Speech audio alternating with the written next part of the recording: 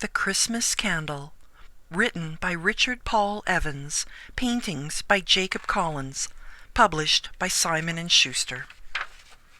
On a snowy Christmas Eve, a young man made his way along a dark, deserted cobblestone street. His name was Thomas, and he was wrapped in a woolen cloak, a knapsack flung across his back. In his hand hung a tin candle lantern. Behind the lantern's glass panes sat the remains of a spent candle. When he saw the glow of candlelight through the shop window of the chandler, the village candlemaker, he hurried his steps, turning onto the snow-covered pathway. In Thomas's way stood a beggar, shaking his cup for coins. Thomas pushed him aside impatiently and opened the door to the shop. Inside the shop, metal pots filled with tallow and beeswax hung from a stone hearth. The old chandler stood with his sculptor's tools in his hands, surrounded by the beautiful creations he had made out of wax.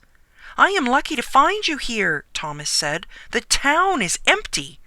The old man gazed silently at Thomas as the young man glanced about at the rows of sculpted candles. There were sprites and fairies, angels with see-through wings, and fragile princesses in gowns as delicate as lace. They smelled of myrrh and frankincense and meadow flowers. "You are a foolish old man," Thomas said. "You spend hours making beautiful things that devour themselves. How long before the flame melts an angel into an ugly clump of wax?" He pointed to a row of simpler candles. "I only need light. I will take one of those." The chandler looked steadily at Thomas. "The Christmas candles are of no good to you." Thomas was startled by the stern response, but he laughed.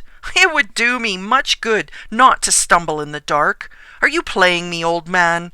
I will not pay more for your candle than it is worth."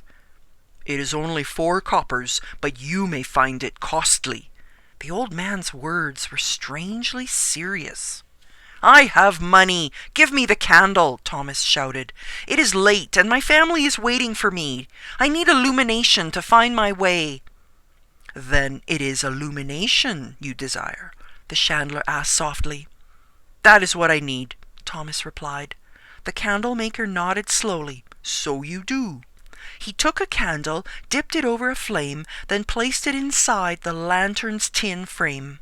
Thomas dropped some coins on the counter and walked to the door. The old man's lips pursed in an odd, amused smile. "Merry Christmas, my brother," he said. The farewell surprised Thomas. To you as well," he stammered. Then he hastily stepped out into the darkness, the lantern lighting the road ahead. Thomas had traveled only a short distance when a shadow emerged from an alleyway. "A robber," he thought fearfully. He held out his lantern. "Who's there?" he called. Then, in the light of the candle, he saw it was only a frail woman huddled against the cold. "Sir," cried the woman, "a pence, please." His eyes narrowed in contempt at the beggar. Then, as he looked at her more closely, he gasped. He knew the face well. It was his own mother. "Mother, what is this prank? Why do you greet me as a beggar?" The woman stared at him. "Just a halfpence, sir?" "Why are you here? Where are my brothers, my sister?" Thomas asked. He reached out to her, but she pulled away. "Mother, how peculiar you act! You will catch a chill. Here, take my cloak." He removed it and held it out to her. Cautiously, the woman came forward, then snatched the coat and retreated into the shadows. But as she moved from the lantern's light, her appearance changed. She was not his mother, but a beggar indeed. With Thomas's cloak in hand, she disappeared into the darkness.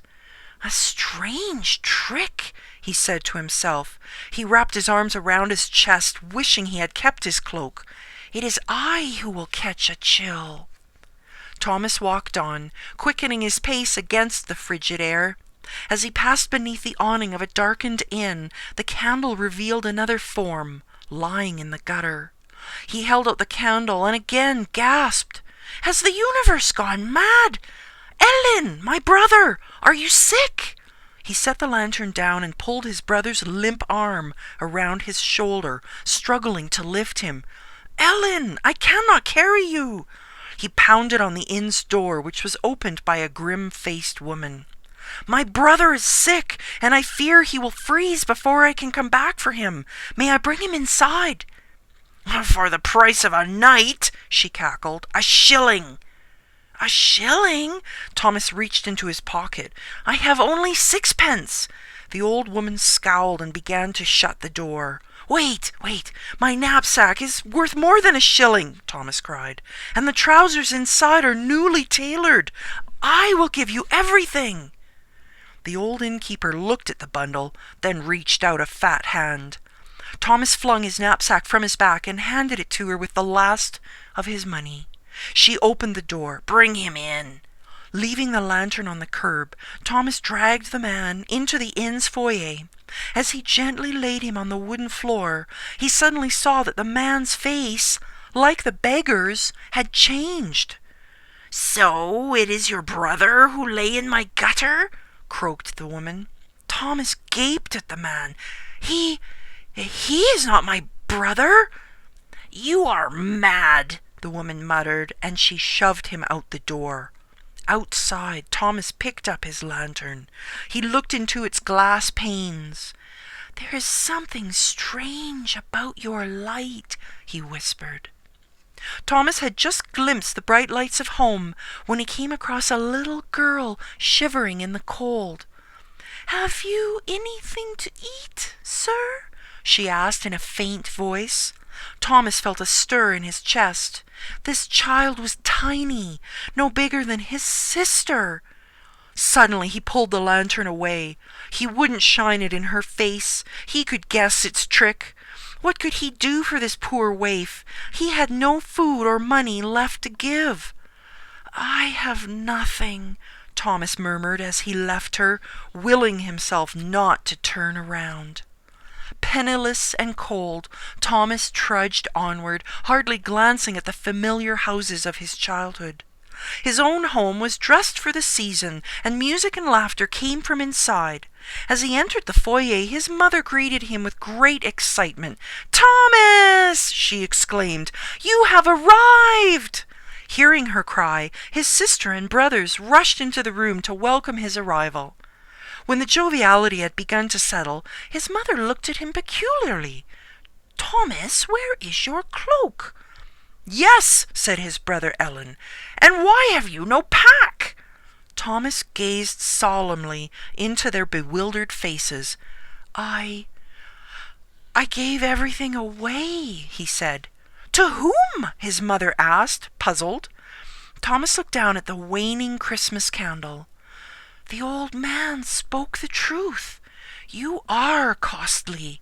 A smile of understanding slowly spread across his face. "But of great worth." "What is this riddle? What old man?" his sister asked. "A wise man who sculpts candles," Thomas replied as he gazed at the face of his sister. And just then, in his mind, her bright face became the woeful, hungry face of the poor child in the cold. Thomas looked at the sumptuous banquet laid out on the table. Suddenly he turned to the door. "Thomas, where are you going?" his sister asked. "I must see about another member of our family," he said. And as he left the warm, fragrant house for the cold night, Thomas's heart was warm with joy. For that Christmas Eve, a lesson was learned and taken to heart. If we will see things as they truly are, we will find that all, from great to small, belong to one family. And this truth, known from the beginning of time, is perhaps seen best in the joyous illumination of Christmas.